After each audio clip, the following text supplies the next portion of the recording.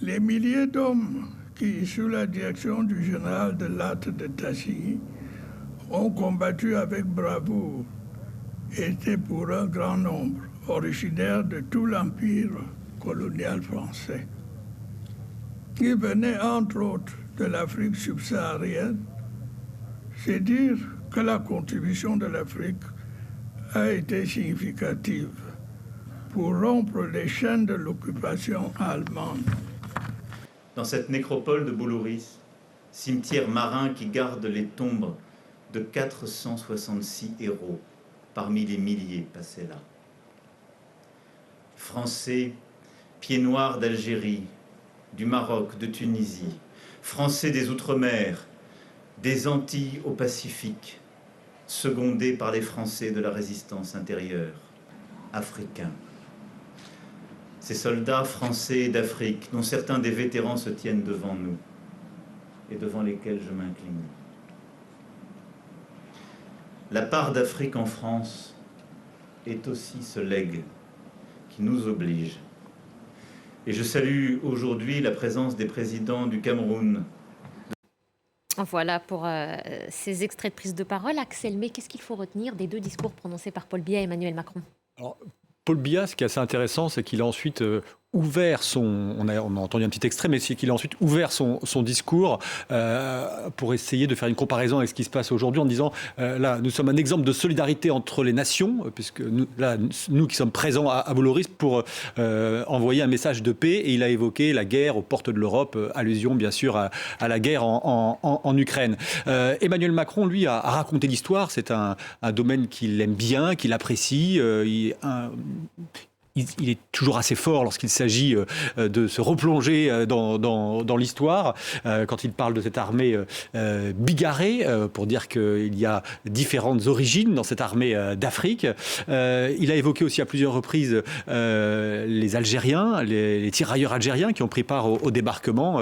Et si je dis ça, c'est parce qu'il y avait l'absence remarquée de tout représentant du gouvernement algérien parmi les personnalités politiques invitées. Et puis, il a terminé aussi en revenant sur ce qu'il avait dit il y a 5 ans, rebaptisons des noms de rues en France en hommage à ces combattants d'Afrique. Une centaine de noms avaient été proposés il y a 5 ans. Seuls 5 noms, semblerait-il, ont été utilisés pour rebaptiser des noms de places ou de lieux en France. Il en reste donc beaucoup et il a redonné cette petite consigne présidentielle. N'hésitez pas à débaptiser, ce qui n'est pas toujours évident à faire, des noms de rues pour leur donner des noms de combattants de cette armée d'Afrique. Le président de la République tenait cette cérémonie en présence aussi de 5 autres homologues africains. Ça, c'est pour l'international. En ce qui concerne la politique intérieure, on sait que le chef de l'État est très attendu, notamment sur la nomination d'un Premier ministre et d'un gouvernement. Ça se fait toujours attendre depuis l'annonce de la dissolution. En quoi cette séquence, elle pourrait lui servir ?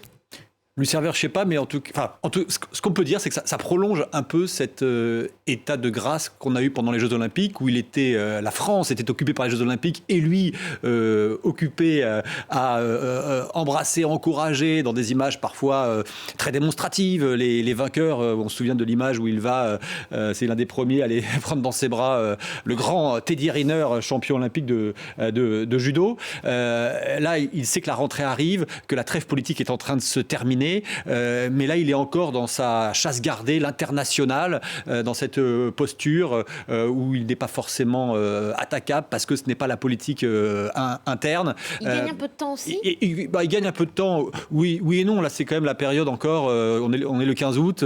C'est traditionnellement, tous les hommes politiques sont en vacances à cette période de l'année. Les Français, une grande partie, est encore en vacances. On prolonge un petit peu cette parenthèse estivale, mais il va être évidemment tout de suite rattrapé par la politique interne. Qui nommera-t-il comme Premier ministre ? Là, ce qu'on sait, c'est qu'il va pouvoir rentrer. Alors, il va manger à Boulouris parce qu'il devait initialement faire une reconstitution du débarquement à Toulon. La météo, très capricieuse, voire orageuse, a empêché et fait annuler toutes ces manifestations prévues cet après-midi avec les chefs de l'État africains présents. Donc, ces chefs d'État vont manger finalement dans la nécropole, enfin à côté de la nécropole de Boulouris. Après, il rentrera très certainement à Brégançon, qui est juste à côté. Là, le fort de Brégançon, ça sa résidence d'été et devra s'attaquer au problème qui va tout de suite ressurgir, le gouvernement français.